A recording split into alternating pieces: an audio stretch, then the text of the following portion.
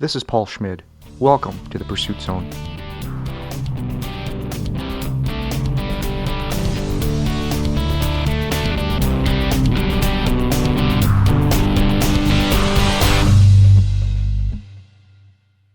In June of 2011, Caroline Moireaux set off from her hometown in France to begin a 10-year, 70,000-kilometer walk around the world.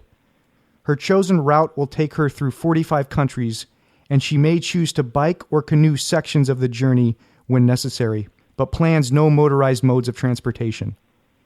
After this winter break, she sets off again in 2014 to cross Russia, and you can follow her travels at her website, piedlibre.com. That is spelled Piedslibres. Caroline Moireaux, welcome to the Pursuit Zone.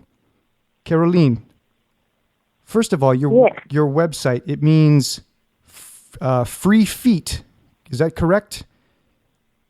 Yes, in English it can be free feet, yes. Why did you choose that name?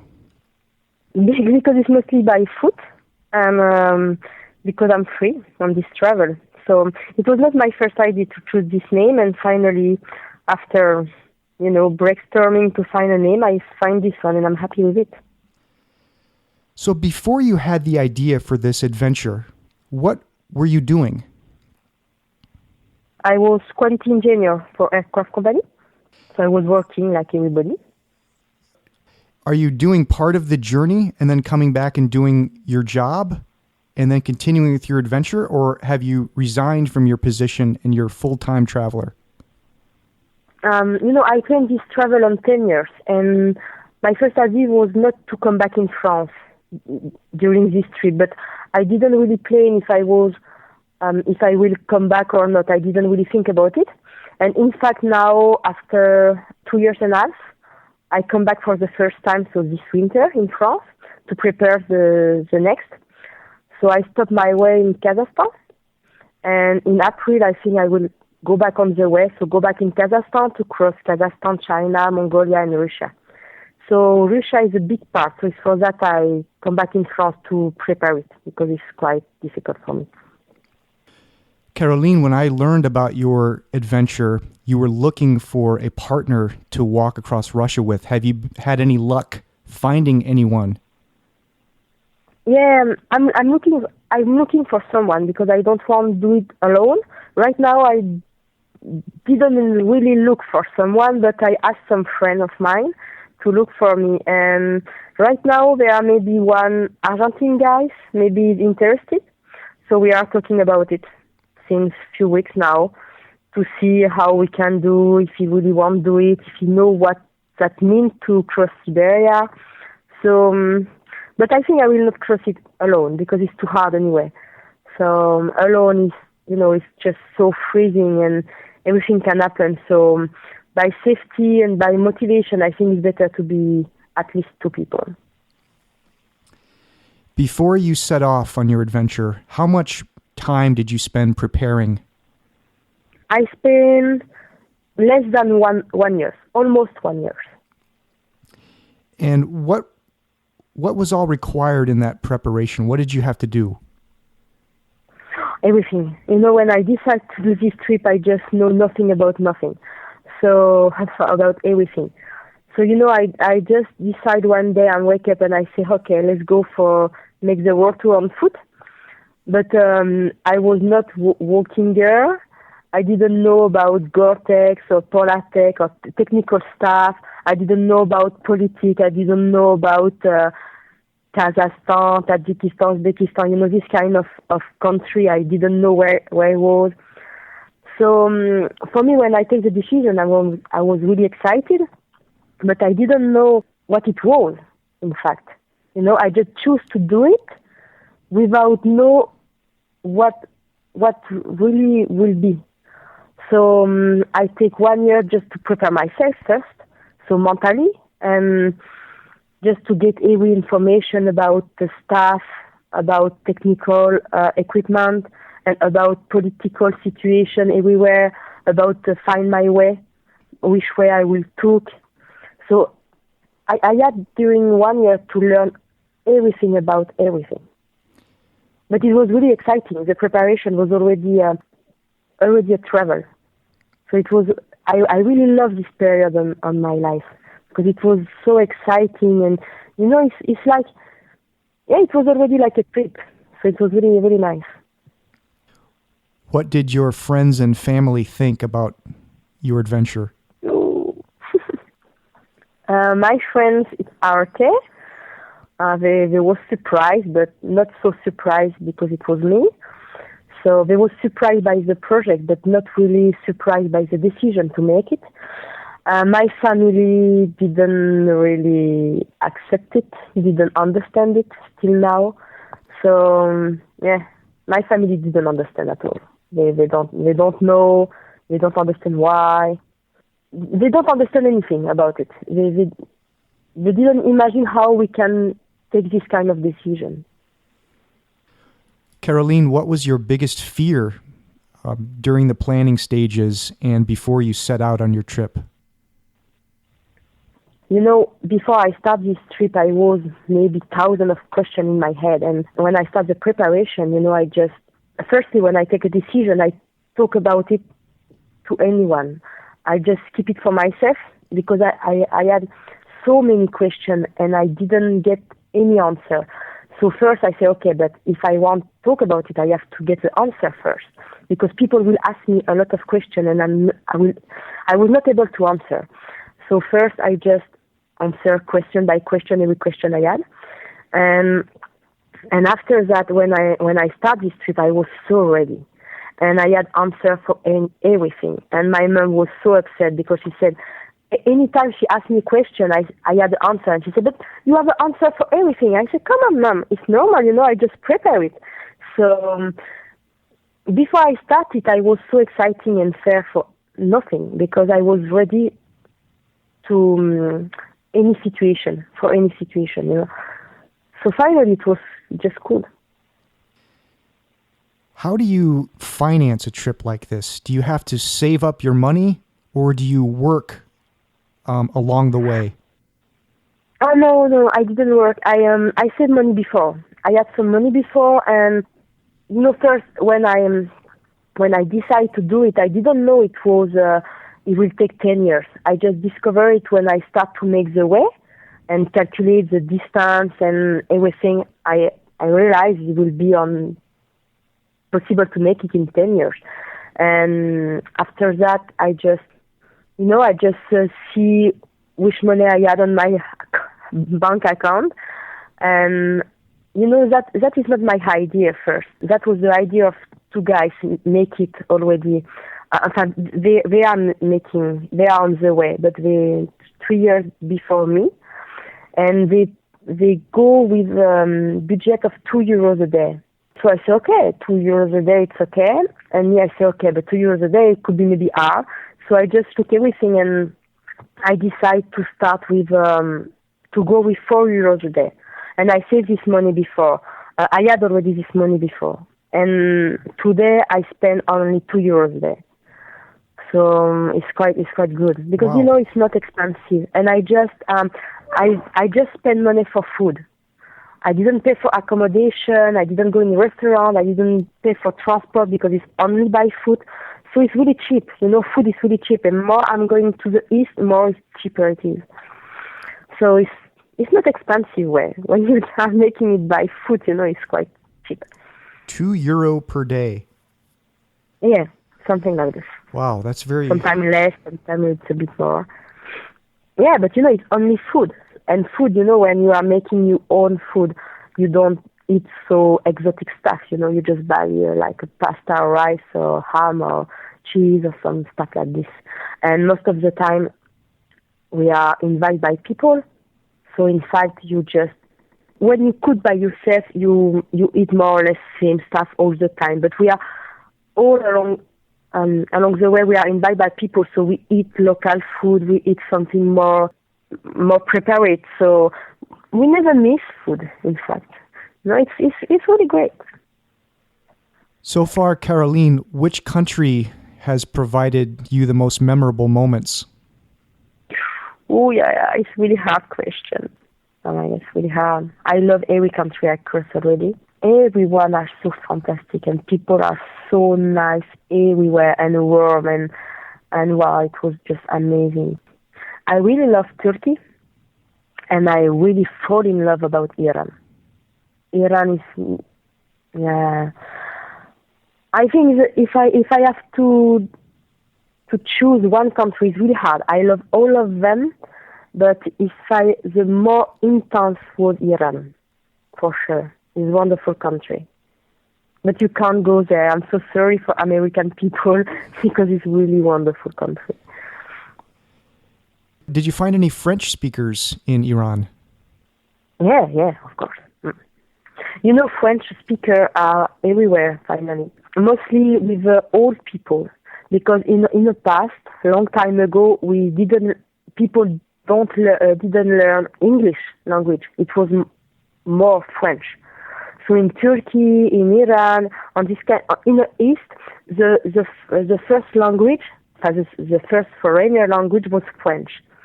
So sometimes young people, now everybody learn English, but young people are not fully able to speak English well right now, it depends where. And they just start to learn English at school all the time. But sometimes we find some old people and they still remember some French, so it's so funny. So it's great. But now, everywhere around the world, people learn English at school, like foreign language. No more French. But it's okay, I'm happy with English. Even if I don't speak well. But. Which country has provided you the most challenges? Until now, no one. And it will be Siberia, for sure, I think. Right now, Siberia, it's already big preparation. And it will be really hard. And I think even when I will be there, it will be hard. So I hope I make a mistake. It will be easy, but anyway, I know not, because it's Russia. Russia is really complicated for visa and everything.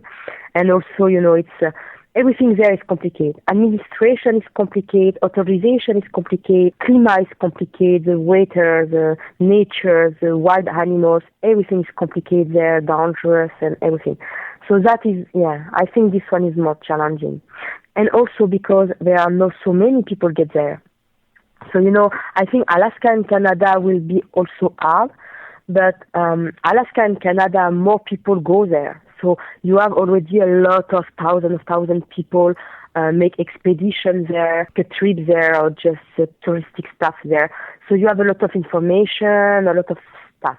But in Siberia, not so many people go there because it's too complicated anyway. So this one will be really a challenge. So how many days per week do you walk, and how many kilometers per day do you walk? How many days a week, I don't know, because it depends. Sometimes I walk every day. It depends which country, it depends if we have a visa or not. When I was in Europe, it was okay because we didn't have visa. We didn't need visa.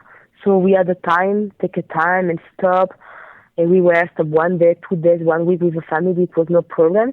Now we have a visa. We need visa, so now we have a time. We need to respect time. So we have, for example, just 1 month in one country. You have to cross this country in 1 month. So sometimes we just walk every day without stop. That is quite hard because it's good to be able to stop at least 1 day a week without walk. It's great. Well, now sometimes we walk every day. But I don't walk so many kilometers a day because I'm quite lazy and I like to take my time. So more or less I walk 20-25 kilometers a day. So it's only 5 hours a day because I walk quite fast, just 5 kilometers an hour. But it's okay. We don't walk so much. I say we because I never be alone on this trip. All the time I was with some people, at least 2 people. So we take a time. So we walk 3-4 hour morning, and after just 1, 2, 3 hour night. It depends. It depends if it's winter or if it's summer. It depends if we are in mountain or if we are in desert. It's not same. So it's never same. It's all the time different. Caroline, what size of a backpack do you have, and how much weight do you carry? Oh, too many weight. I have, I think it's 60 liter plus 10. And the weight is all the time around 20 kilo. 20, 23, depends. It depends if we are in mountain. It depends if there are some village everywhere. So, yeah, I think the minimum I carry is 18 and it can be 24, the maximum. So After it starts to be really, really heavy. Anyway, it's already really heavy for me. I'm too small. So do you always sleep in a tent, or do you use other methods of finding a place to sleep, like couch surfing? Yeah, I use everything. So I never asked to sleep. So we never asked to sleep with someone. But a lot of time we are invited by people. They see us, they start to talk, and after I say, okay, come to sleep at home. Most of the time we sleep without tent, just under the sky. I don't know how you say it in English. If it's bad weather, or if it's too windy, or if it's raining, we sleep in a tent. If it's normal weather, not freezing is not a problem for us. But if it's raining, or if we are not on good position, we sleep inside the tent. And if it's good weather, we sleep without tent, just like this. It's not a problem, just with a sleeping bag. And when we are in city, we use couch surfing. So normally we try to don't go in city so much because we don't need. It's not easy to find a place to sleep, and it's not really interesting. I'm more interested by nature than by city, but sometimes we have to go there to make a paper or visa or some stuff like this. So most of the time we play in couch surfer when we go in city all the time. What for you has been the most difficult country to walk through? Hardest until now was Uzbekistan, because I was there during the summer, and it was really, really hot, and it was desert, and there are no water. So it was so hot, and we drink 3 times more water than usual. So the bag was really heavy because we carry more water, and it was so hot, and so we were just few hours morning, try to find some shadow during the day and start walking again during the night. But already at 6, 7 a.m. it was already too hot, like 40, 42 degrees. So Uzbekistan for me was quite hard, but just because I get there during the summer. But when it's too hard to walk in one country because it's desert or something like that, we follow the train. How you say? The railway? Yes. Yeah, so we follow the railway, because in this kind of country, when you cross the desert, if you follow the railway, there are some technical house every 10 or 15, 20 kilometers. So it's perfect to walk. So you follow the railway, and like this every 15 kilometers, you have some technical house, so you have a water, because people live there, so they have water and everything. So that is the best choice to do when you are in desert. Find a railway and follow it, because like this you don't have to carry so many water. So how have you been holding up physically? How are your feet holding up? Normally, I don't have problems. In fact, I never get some problem with my feet. A little bit with my knee. But at the beginning, it was quite painful because I think my bypass is too heavy for my body. But now, everything is okay. And I think, the body used to carry a big bag and used to walk every day. So, after 3 days, it's okay. You can go without problem. And, until now, I touch wood, but I never get sick. Really sick. I didn't get injured, or I didn't have some problem. I hope it will stay like this. Caroline, have you had any problems staying motivated to keep walking?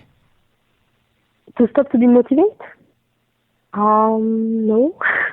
No, I still really motivate, and I get some trouble, a little trouble on the way, but not enough to make me stop. So, no, I'm still motivated. And, what you live when you live by this way. The people you met, everything is so amazing every day. Every day you are like a baby in front of the Christmas tree, and you are learning something new. You are all the time exciting and meet people so wonderful with you. It's so magical every day. So you can be motivated. Every day it's new. Every day is good. Every day is exciting, and so that keeps your motivation high. Have you discovered a favorite piece of gear that you have so far along your trip? My sleeping bag. I love my sleeping bag. My sleeping bag is wonderful. It's really warm, but I can go until minus 30 degrees with it, comfortable. And in Europe it's okay. It's not so cold, and I really love it. I don't know why. It's so soft, so warm, so nice. Even during the summer, I just put like a blanket. I didn't close it, and it's okay. I'm not too hot, not too... I love it. I love my sleeping bag. Caroline, what advice would you have for somebody else that wants to do this type of a walk that you were doing? Do it. Just do it, If someone won't do it, just do it. It's so easy. All the time, every people think it's impossible to do it. It will be too dangerous, to I don't know what. But in fact, when you start the first step, you can imagine how humanity are so nice. And if you are positive, you just attract positive reaction, and it's wonderful. Really, it's a wonderful way to travel. Just, take your time, take a small road, go in small village and meet just simple people. But, simple, it's not negative, it's really just, people are just so warm and welcome you so much everywhere. And so nice, like if you know them for a long time. Like if you was already, sometimes we meet people and after 10 minutes you are like if you was some member of family, and it's so intense all the time. So just do it. Just try, and you will see, and you will never give up after. Caroline, what's next for you? Kazakhstan, China, Mongolia, and Siberia. That will be the next. So I will start again, I hope, in April. And so I will go back on the point I stopped the first time. I tried to continue way. So I stopped halfway in Kazakhstan. So I will go back on the same place. And I have 1 month in Kazakhstan. I plan 1 month in China, 2 months in Mongolia, and after I will start Siberia. And right now I don't know how I will manage to do it, but it's why I'm here, just to prepare it. How can people contact you? On Facebook, on email address, on my website, on my Facebook on Pielid. People can send me message, or you can follow me, see where I am, how I am. And but I think I will have less and less internet right now when I will start again. Because, in Mongolia and Siberia, it's really long distance without nothing, without village and anything. But, I will still have some phone. So I will have, if I'm not able to put some news on my Facebook page, my family will do it, or my friends. So, Facebook and my website can be the best way to follow me. Can you say the name of your website? Pied Libre. It's 3 feet in French, so it's PIEDSLIBRES.com. Same for the Facebook page. Caroline Moireaux, thank you so much for coming on the show. I really appreciate it, and good luck to you on the next stage of your adventure. Yes, thanks to you. Recorded January 13, 2014. For more great podcasts, visit thepursuitzone.com.